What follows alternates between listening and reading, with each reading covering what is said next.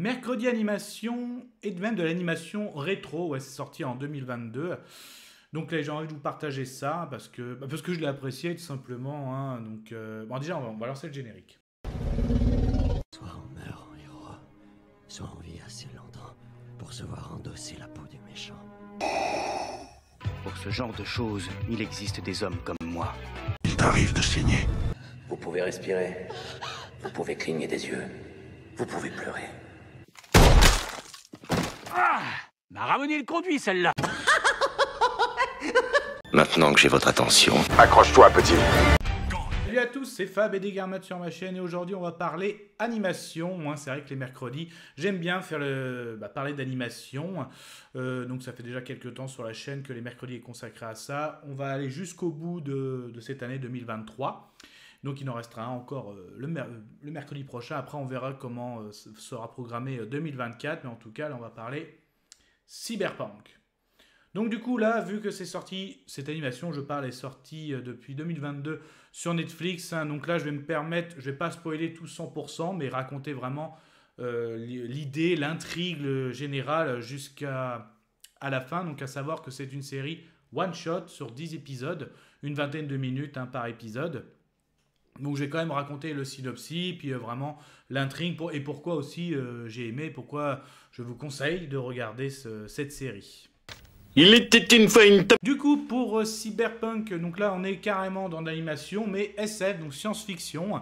Donc par rapport au contexte, au niveau de ses origines, donc déjà c'est créé par des studios polonais et japonais, hein, donc c'est... on va dire c'est une collaboration. C'est tiré d'un jeu vidéo que je ne connais pas, donc j'ai vraiment découvert ça. En gros, Netflix me l'a proposé, comme en gros ils ont bien dû se rendre compte que je regarde pas mal d'animations et que cela est plutôt bien noté, donc c'est pour ça qu'ils me l'ont proposé. Et ben je regrette pas, donc en gros c'est vrai que c'est sympa. Donc j'aime bien aussi ces séries un peu one shot, on va dire, il n'y a qu'une saison, on n'est pas là pour vraiment étendre, il y a une histoire à raconter et on va la raconter. Et donc ça répond clairement à ça et c'est plutôt pas mal et ça j'aime bien. Donc en gros, pour faire un point sur cet univers, donc on est un peu dans une société, oui on pourrait dire qu'elle est dystopique, hein. Elle est rongée à la fois par la corruption, mais aussi les êtres humains qui se font des implants cybernétiques, hein, donc, pour acquérir des compétences, des pouvoirs, donc des liens aussi avec le milieu de la cyber.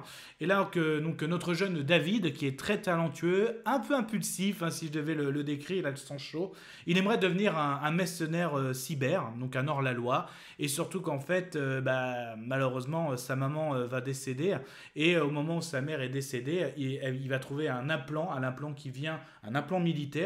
Et donc, par, on va dire, ce milieu un petit peu de corruption, il va rencontrer quelqu'un qu'on appelle le doc. Et il va demander de se faire implanter cet implant qui vient de l'armée. Après, on le déconseille parce que, attention, les implants de l'armée sont très puissants. Et le risque aussi dans cet univers, c'est, on va dire, de faire la cyberpsychose, donc de devenir fou par rapport à ces implants. Et en plus, des militaires sont très puissants et peu de personnes peuvent y résister. Au bout de une ou deux utilisations, on devient fou. Et lui, on va s'en rendre compte qu'il va résister et donc il va faire connaissance du milieu de la corruption. Il va même se faire un groupe d'amis et donc on va suivre ses aventures par rapport à lui, ses compétences, donc la résistance par rapport à cet implant cybernétique, mais aussi toute cette histoire autour de cette corruption. Voilà. Du coup, voilà, les premiers épisodes, c'est vraiment ça. Donc, on apprend à connaître David, on voit ce qui se passe avec sa maman.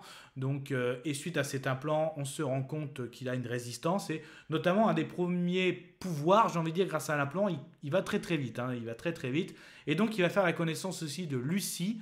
Lucie, on pourrait, au premier abord, on voit que, ouais, elle fait un peu du pickpocket. Hein, elle pique des données. Donc, ouais, la plupart des personnages, les données, leurs puces, voilà, ils le mettent au niveau du cou.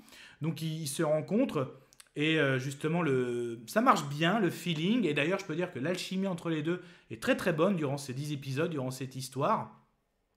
Après, il va faire une rencontre justement. Et là, on va très vite... il va se faire vite connaître, mais un peu déjà, parce que justement, sa mère était connue un peu dans le milieu. Et déjà, ils étaient vraiment étonnés que David résiste à cet implant. Et donc, il va se faire la main dans cette petite bande pour des petites missions. Donc, de hors-la-loi, il demande, il est très demandeur, hein, il veut se faire connaître et à la fois se faire reconnaître. Et ça, c'est pas mal du tout. Et cette petite bande, elle est assez sympa, hein, la bande qu'il va rencontrer. C'est pas mal du tout. Et là, justement, à un moment, il va y avoir jusqu'à peu près l'épisode 6, 6-7, événement tragique, hein, donc, et qui est vraiment très... Les scènes sont très très bonnes, hein, les scènes de gunfight et les scènes de cyber, c'est vraiment très bon aussi, hein, au niveau de l'animation est très bonne. Le chef de la bande va décéder, hein, suite à vraiment des scènes vraiment très très bonnes. Et justement, on va voir l'évolution des derniers épisodes. Notre David, de jeune ado, va passer vraiment, il va se planter de plus en plus d'implants, devenir assez monstrueux. Et justement, c'est sympa, et qui va prendre vraiment le leadership de la bande. Lucie va mal vivre le décès du chef de la bande, même s'ils vont avoir une petite histoire d'amour avec David, elle peut être en retrait.